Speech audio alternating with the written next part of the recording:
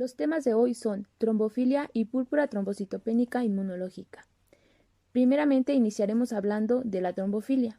La trombofilia es un estado hipercoagulable. Este término hace referencia a diversas alteraciones que pueden ser heredofamiliares o adquiridas, cuya presencia predispone a fenómenos trombóticos, tanto venosos como arteriales.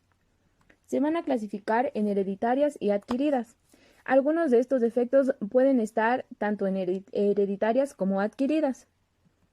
Para hablar del cuadro clínico voy a ir mencionando cada defecto por separado. Primero voy a iniciar con deficiencia de antitrombina 3, AT3. La antitrombina 3 es una glicoproteína que está formada por 432 aminoácidos. Esta es sintetizada en el hígado y va a ser reconocida como el mayor inhibidor fisiológico de la trombina. Esta se va a generar durante el proceso de coagulación.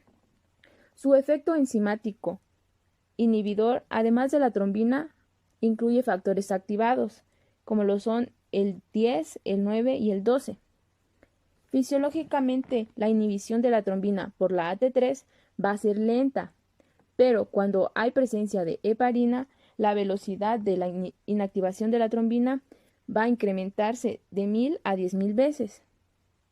Sus funciones enzimáticas principales se van a concentrar en dos dominios funcionales: un centro reactivo que actúa como receptor de trombina y de otros factores preactivados, y una región captadora de heparina. Los defectos moleculares de las proteínas de la coagulación se van a manifestar por dos defectos, tipo 1 y tipo 2. En el defecto tipo 1 va a haber una disminución tanto de la concentración del antígeno como de sus funciones, a diferencia del defecto tipo 2, en el cual únicamente va a haber una disminución de sus funciones y no se va a ver alterada la concentración del antígeno. Van a haber pruebas para diferenciar a los 4 tipos de alteraciones hereditarias. Estas pruebas son funcionales e inmunes. Las funcionales lo que van a hacer son valorar la capacidad de interacción entre la trombina y la heparina, y las inmunes van a cuantificar al antígeno y van a usar anticuerpos purificados anti-AT3. Para verificar las mutaciones de cada defecto se hace mediante amplificación y partición del ADN. Esto se puede realizar con la prueba de transcriptasa inversa o con PCR. En el tratamiento no existe una terapia antitrombótica preventiva, ya que los niveles hemostáticos de AT3 únicamente se logran con las transfusiones repetidas de plasma o con la administración de concentrados comerciales purificados de la proteína. Se pueden aplicar estas transfusiones cuando hay crisis trombóticas o de embolia. También se pueden aplicar estas transfusiones cuando hay sospecha diagnóstica.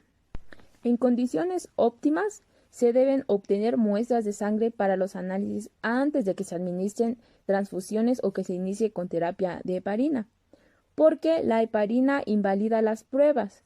Seguimos con el factor 5 de Leiden, que esta es una resistencia a la proteína C activada. Este defecto es la primera causa más frecuente de trombofilia hereditaria. Bien, aquí en la superficie de las células endoteliales se encuentra una proteína. Esta proteína es la trombomodulina. La trombomodulina, al interactuar con la trombina, va a activar a la proteína C para que inicie el mecanismo anticoagulante natural de la sangre. Bien. La actividad enzimática procoagulante clásica consiste en la conversión del fibrinógeno a fibrina y en la intensificación de la activación de los factores 5, 8 y 13. Vamos a ver de dónde viene el término de Leiden. Bueno, en 1990 se publicaron series de pacientes con trombosis venosa profunda y se dieron cuenta de que había resistencia al factor 5 activado a la acción inhibidora de la proteína C activada. Este padecimiento fue frecuente en los países europeos y se dieron cuenta de que era por una mutación del factor 5. El término de Leiden se debe a que al lugar donde fue descrita por primera vez. Los homocigotos tienen un incremento de 50 a 100 veces a padecer trombosis venosa.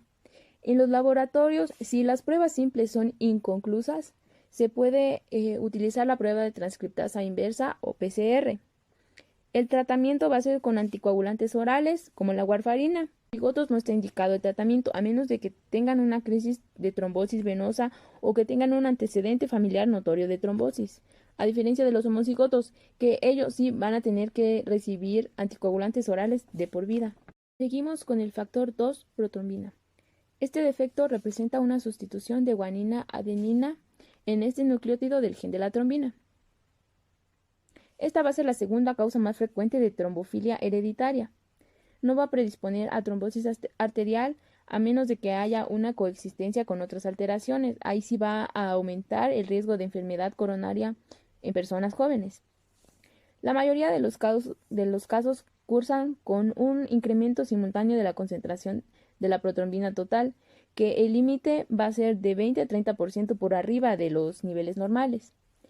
La demostración se hace con PCR, digestión enzimática del ARN y con la comparación con ondas moleculares apropiadas. Y en el tratamiento, cuando haya un fenómeno trombótico agudo, en casos que previamente se hayan diagnosticados, la transfusión de plasma va a estar justificada, aunque se desconozca el volumen, la frecuencia y el tiempo de administración requerido. El siguiente defecto es deficiencias de las proteínas C y S de la coagulación. Estas proteínas van a ser dependientes de la vitamina K y también van a formar parte del sistema anticoagulante natural de la hemostasis. Estas dos proteínas van a limitar los efectos procoagulantes de los factores 5 y 8 activados. La concentración plasmática normal de la proteína C es de 5 miligramos por litro. El cuadro clínico se va a caracterizar por trombosis venosa profunda, tromboflebitis superficial y embolia pulmonar. El cuadro clínico se va a caracterizar por trombosis venosa pulmonar, tromboflebitis superficial y embolia pulmonar. Cuando hay una deficiencia de la proteína C, se va a incrementar 7 veces el riesgo de padecer trombosis arterial. También los ataques de trombosis venosas van a incrementar con la edad y con anticonceptivos orales. Y aunque en el embarazo haya un incremento de la proteína C, cuando hay un defecto de la deficiencia de esta proteína, va a haber un incremento en el riesgo de trombosis venosa en el embarazo y en el posparto. Hay una variedad homocigota de la deficiencia de la proteína C que es muy rara pero grave. Siempre se detecta en un recién nacido con cuadro de púrpura neonatal fulminante. Esta púrpura fulminante se caracteriza por lesiones necróticas cutáneas. Estas lesiones necróticas se dan por una oclusión de los capilares. Esta afectación puede ser letal a corto plazo y el tratamiento único es con la administración de plasma fresco o concentraciones de la proteína C.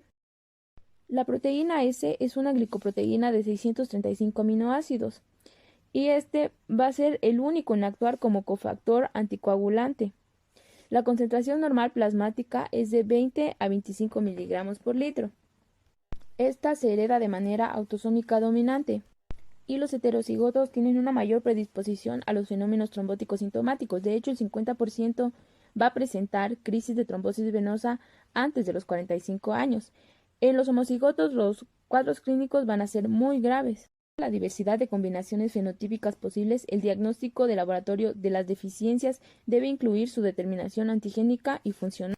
El tratamiento es sustitución con plasma o con los concentrados comerciales de las proteínas C o S durante los ataques de trombosis aguda. Administrar anticoagulantes orales como la warfarina para los heterocigotos sintomáticos y los casos raros de los homocigotos. El último de los defectos hereditarios es la hiperhomocistinemia u homocistinuria. Bueno, esta se va a generar como un metabolito intermediario del metabolismo de la metionina. La acumulación de esta va a ocurrir por mecanismos enzimáticos encargados de su conversión final a cisteína y a glutatión. Las manifestaciones clínicas incluyen luxación del cristalino, glaucoma, retraso mental, osteoporosis, lesiones arteriales de tipo de la arteriosclerosis e infartos múltiples. El 50% de los ataques trombóticos ocurre en la circulación venosa. Ahora vamos a hablar de los factores adquiridos. El primero es la resistencia a la proteína C activada, que esta ya la había mencionado antes, es el factor de Leiden. Otro es la deficiencia de antitrombina 3, que también ya la había mencionado, pero la manera adquirida va a ser por medio del síndrome nefrótico, que esta se va a deber a una excesiva pérdida urinaria como un componente más de la proteinuria masiva. Otros son los anticuerpos antifosfolípidos. Aquí el término del síndrome antifosfolípido se introdujo para poder describir a una entidad patológica donde se puede presentar trombosis arterial y venosa recurrente, aborto habitual, trombocitopenia leve o moderada y aumento en los títulos del anticoagulante lúpico, aumento en los anticuerpos anticardiolipina o bien aumento en ambos. Se le denomina síndrome antifosfolípido primario cuando no se puede demostrar un padecimiento subyacente o coexistente. Los fenómenos trombóticos son recurrentes pero espaciados. Los periodos de tiempo oscilan entre meses y años después del primer ataque de trombosis. Sin embargo, hay una afectación multiorgánica que se le conoce como síndrome antifosfolípidos catastrófico. Para el diagnóstico de los diferentes anticuerpos participantes en este síndrome, hay que incluir en la valoración de laboratorio estudios dirigidos a identificar el anticoagulante lúpico, anticuerpos antifosfolípidos tipo IgG, IgM e IgA, anticuerpos dirigidos contra fracciones de estas lipoproteínas. Y el tratamiento va a depender si es un síndrome primario o es una enfermedad subyacente o concomitante. Según el diagnóstico de base y la sintomatología presente, las opciones terapéuticas van a ser anticoagulación con heparina cuando sea un fenómeno agudo, seguida por anticoagulación crónica con warfarina por periodos variables, al menos debe durar durante 6 meses consecutivos. Por último está la hiperhomocistinemia. Esta puede que se deba a una insuficiencia renal crónica, en la cual los niveles de la homocisteína superan en 2 a 4 veces las cifras normales. Muy probablemente se puede deber a una disminución de la depuración renal que se combina con efectos inhibidores sobre los procesos que catabolizan la homocisteína. Otras causas que son menos comunes son hipotiroidismo, diabetes mellitus, psoriasis, algunos tumores malignos y anticonceptivos orales. El 95% de las personas que padecen deficiencia de ácido fólico o de vitamina B12 van a cursar también con niveles altos de la homocisteína. También se ha comprobado que hay un incremento en la homocisteína en las mujeres posmenopáusicas. El segundo tema es púrpura trombocitopénica inmunológica o PTI. Bien, las plaquetas se originan en los megacariocitos de la médula ósea. El recuento plaquetario normal es de 150.000 a 450.000 por microlitro.